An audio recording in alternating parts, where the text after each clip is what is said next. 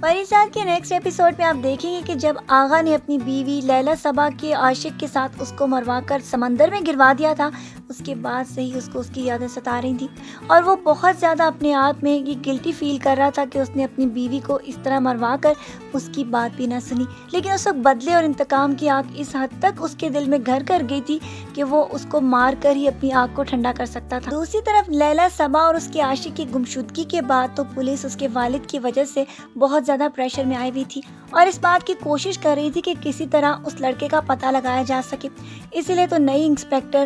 ساری تفتیش کو اپنے ہاتھ میں لے چکی تھی اور اس کے بعد ایک ایک کر کے وہ ثبوتوں کو اکٹھا کرتے ہوئے اس نتیجے پر پہنچے گی کہ اس لڑکے کی آغا کی بیوی لیلا صبا کے ساتھ تعلقات تھے، جس کی وجہ سے آغا نے اس کو مروا ڈالا تھا،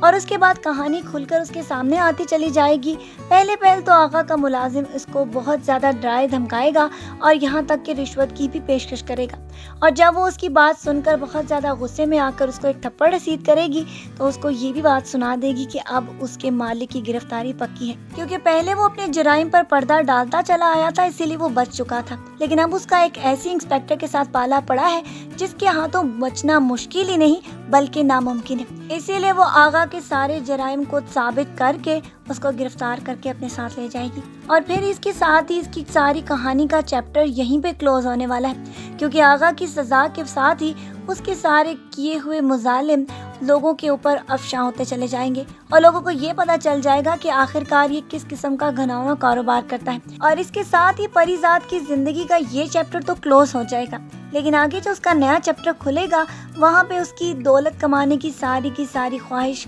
دم توڑتی چلی جائے گی اور اس کی ملاقات ایک اور نئی لڑکی کے ساتھ ہونے والی، پھر کہانی ایک نیا ٹرن لے کر سامنے آئے گی، کیونکہ یہ لڑکی ایک ویجے ہے اور اس کے ساتھ ساتھ وہ سکلپچر بھی بناتی ہے۔ اب اس لڑکی کی کہانی کھلنے سے یہ ثابت ہوگا کہ آیا پریزاد کو اپنی سچی محبت اس بار بھی ملتی ہے یا پھر وہ ایک لڑکی کے دھوکے میں آ کر اپنی زندگی کو اسی طرح تباہ و برباد کر لے گا۔ آج کے پرومو ریویو کے لیے بس اتنا ہی، پھر ملیں گے، اپنا ڈھیر سارا خیال رکھیے گا، بہت ساری دعاؤں کے ساتھ، اللہ حافظ۔